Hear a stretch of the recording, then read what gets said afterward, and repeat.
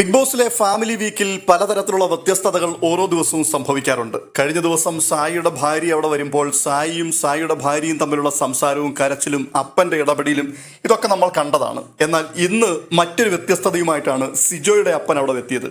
ആളൊരു മിമിക്രി ആർട്ടിസ്റ്റാണ്. അങ്ങനെ അറിയപ്പെടുന്ന വലിയ ആർട്ടിസ്റ്റ് ഒന്നുമല്ല, എന്നാൽ മിമിക്രി കളിക്കുന്ന ഒരു വ്യക്തിയാണ്. അതിനെക്കുറിച്ച് ഇന്ന് അവിടെ സിജോ സംസാരിക്കുകയും അതൊന്ന് പെർഫോം ചെയ്യുവാൻ വേണ്ടി ബിഗ് ബോസ് ഒരു അവസരം നൽകുകയും ചെയ്തു.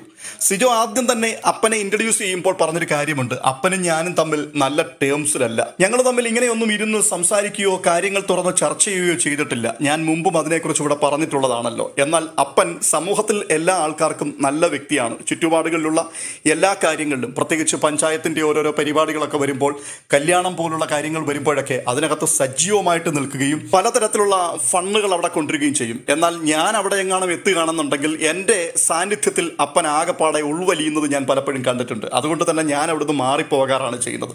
ഇത് സിജോ പറയുമ്പോൾ അപ്പൻ തന്നെ ചേർത്ത് പിടിച്ച് തന്നോട് ചേർത്ത് അണച്ചു നിർത്തുന്ന ഒരു കാഴ്ച കാണുവാൻ സാധിക്കുന്നുണ്ടായിരുന്നു.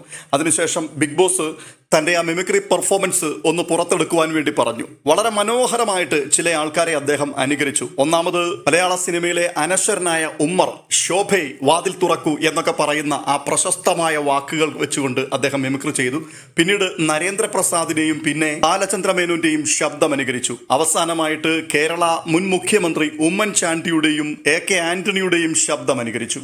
തരക്കേടില്ലാത്ത പെർഫോമൻസ് തന്നെയായിരുന്നു. കണ്ടിരിക്കുന്ന വ്യക്തികൾക്ക് അത് ബോറായിരുന്നു എന്ന് പറയാൻ ഒരിക്കലും കഴിയില്ല. വളരെ നല്ല രീതിയിൽ അദ്ദേഹം പ്രായമാകുന്ന ഒരു മനുഷ്യനാണ്. ഈ പ്രായത്തിലും അദ്ദേഹത്തിന്റെ ആ ശബ്ദമൊക്കെ അങ്ങനെ വ്യത്യസ്തതയിലേക്ക് കൊണ്ടുവരാൻ അദ്ദേഹത്തിന് കഴിഞ്ഞു എന്നുള്ളത് എടുത്തു പറയേണ്ട ഒരു സവിശേഷത തന്നെയാണ്. എന്തായാലും നല്ല ഫൺ മൂമെന്റ് സമ്മാനിച്ച സിജോയുടെ അപ്പന് ഒത്തിരി അഭിനന്ദനങ്ങൾ.